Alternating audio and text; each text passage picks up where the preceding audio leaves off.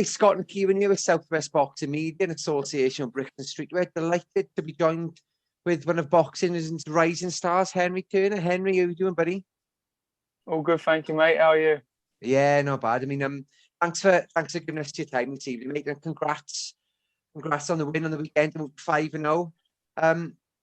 What is it, mate? Is it, are you looking forward now to sort of getting out there and get into 6-0 as quick as you can, or is it more about taking your time? Yeah, I'll be straight back in the gym next week, ready to go again. So I'm hoping to be back out in July time, end of June. So yeah, just keep going, keep learning, get out as much as possible. What about post fight, mate? Is there like a specific sort of treat meal, or is it like a few beers? I mean, what's the go-to snack post fight? Oh, mate, the other night I wanting to go to the bagel shop after my fight. Got there and it was closed. Oh, the 24/7 bagel shop that's meant to be open all the time was closed. I was gutted. I ended up with Five Guys, which weren't too bad, but yeah. Did you stick around, mate, and watch? Obviously, Felix Cash and Denzel fight. Did you watch the rest of the card? Obviously, at the moment, like with all the rules in place, we have to leave the venue straight after we boxed. Oh, no way. So, yeah, I left the venue, went straight back to my hotel, which is pretty much next to the York Hall, and I watched all the rest of the fights in there.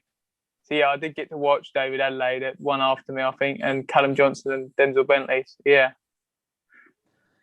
I mean, in your fight on Saturday, Hen, you showcased your impressive skills in another very good performance, it's got to be said. And, the excitement around you seems to keep building, particularly over social media.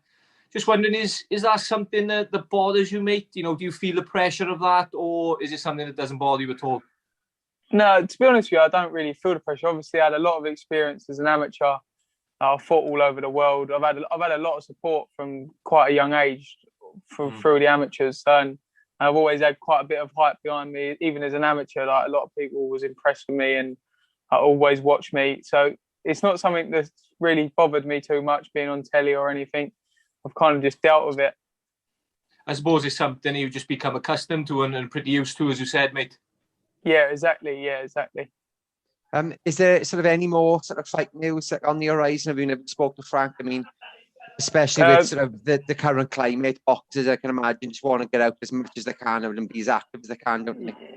Yeah, well, everything's going back to normal a little bit now, and I believe from June they're going to start letting crowds back in. I spoke to Frank after my fight.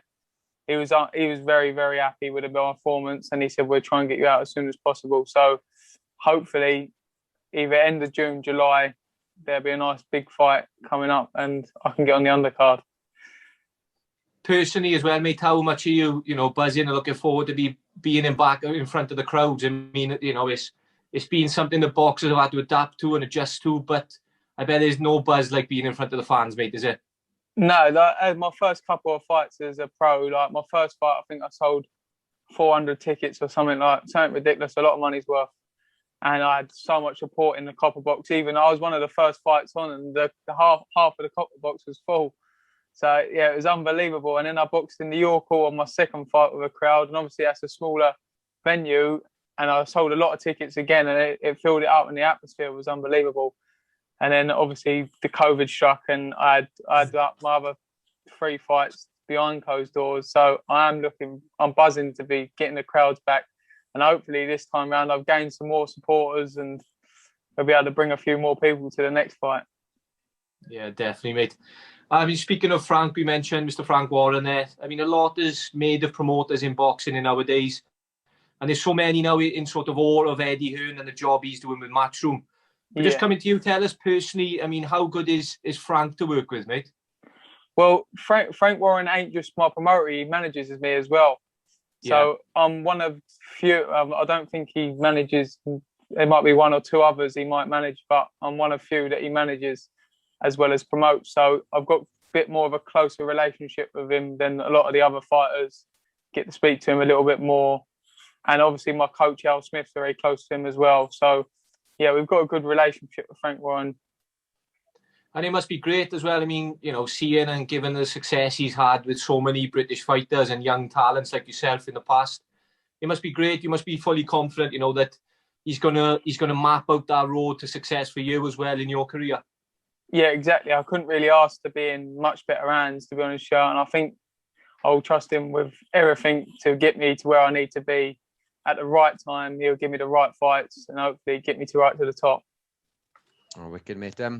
One thing I think we've sort of saw, Hen, during this pandemic is there's been sort of a lot of 50-50 fights, fights happening where, maybe they wouldn't have happened so soon. Are you sort of eager to maybe to have some 50-50 fights and eager to put your sort of, record on the line, mate?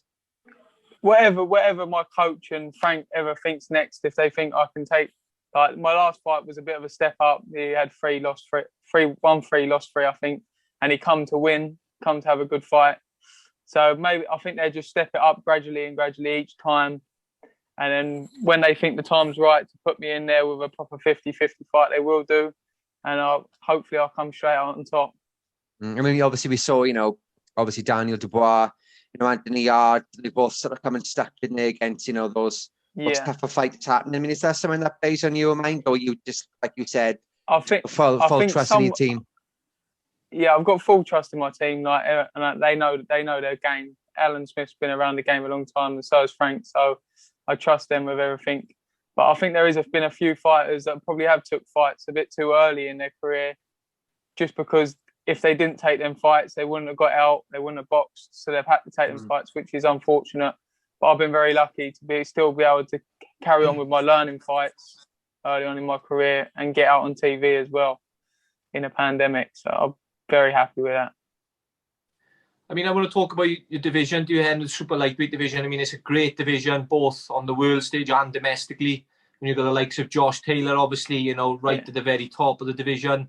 But there's others to mention, Jack Catterall, Lewis Ritson.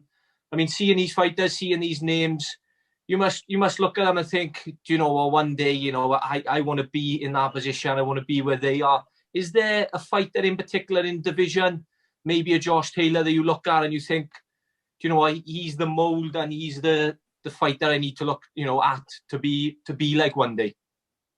Yeah, exactly. Yeah, I look at Joe. I watch a bit of Josh Taylor a lot. He's quite a good kid, a very good kid, in fact.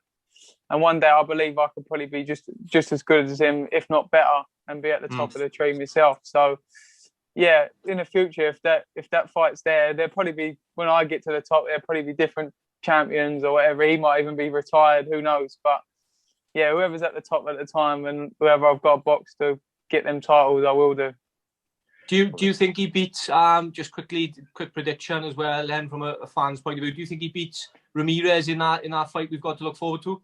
It is a big 50-50, but I am backing him and I hope he does do it, just because he's from Great Britain and you support your own, don't you? So I hope he does do it for the sake of Great Britain. So hopefully, yeah, he does do it. Henny, you were fighter that sets. Have you got like a long-term goal, or you're more of a fighter that sort of sets sort of shorter-term goals, sort of taking every fight as it comes? Yeah, I believe in just taking every fight as it comes. I want to learn my trade. Obviously, I'm new to the pro game, and every fight's a learning fight at the minute for me. So I just want to take my time. I've got loads of years in the sport. I turned pro quite young, like 19 years of age. So I've got plenty of time behind me to get to where I need to be. And I haven't even developed my man strength yet. So when I get my man strength and my skill behind me, I believe I will get to the top. I mean, with that being said as well, and just tell us, how does the perfect sort of 2021 look to you now? I mean, you mentioned you're hoping to be out very soon again. Can you see yourself being out another twice before the end of the year, or do you think once more is probably more realistic, mate? To be honest with you, I'd hope to be getting out probably another 3 times this year. I'm hoping to be very busy. So, yeah, hopefully another 3 times, 2 if it probably realistically maybe only 2, but I'm hoping 3. So I've had it's my first fight this year. So if in normal times I'd probably be open the box 6 times. So I'm hoping another 3, to be honest, at least. And I know you said obviously you leave these decisions to your team and the people around you, but personally, have you got a bit of a vision for yourself where you'd like to be, say, this time next year? Where you'd like to be in terms of, what fights you're going to be involved in, or, with your record? How would you like to be this time next year, mate? Yeah, this time then, maybe the end of next year, I'll be open to be pushing for titles. I'm not sure what titles, but whatever titles that I'm in line for, I'd be happy with. Yeah, and whatever I can get my hands on, really. Oh, wicked, mate. Before so we let you leave, we got a few fan questions. We sort of stuck a poll out. Don't worry, there's no dodgy questions in here, honestly. So the first question we had, mate, was biggest influence on your career or life, and why? Biggest influence on my career. I had a coach called Bobby Beckman as a younger kid, and I always looked up to him. He mentored my career, and without him, I probably wouldn't have done half as much as I've done as an amateur. So I always need to thank him, and he has had a big influence on my career, and he helped me to probably get where I am today and made me the fighter I am today. So yeah, I've got to thank him a lot. And now I've got Al Smith behind me, pushing me all the way as well. Great stuff, mate. The next one we've got, I mean, this one that we see quite commonly is asked for fighters, and I love this question. It's great. If there was any fighter of any era, past or present, you could share a ring with, who would it be and why? Who I could share a ring with. If I was at the top, I'd obviously like to share the likes with like Floyd Mayweather or someone like that. I know he was at welterweight. So just to see how I'd have got on with him at the top of the tree, you know? Yeah, definitely, mate. Is there sort of any place in the world you dream, to dream to box one day, and maybe for a world title, where would that ideally be, mate?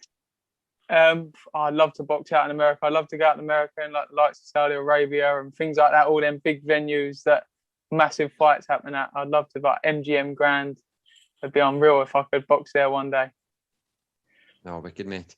Well, Hen, we'll let you get back to enjoying the rest of your day. And lovely, thank you very much. We do really appreciate the time, mate, and we hope that you have a very active 2021, mate, and we'll love to catch up with you again soon. Yeah, it'd be lovely, mate. Thank you very much. Henry, thanks, mate. Cheers, Henry. Nice to meet you. You too.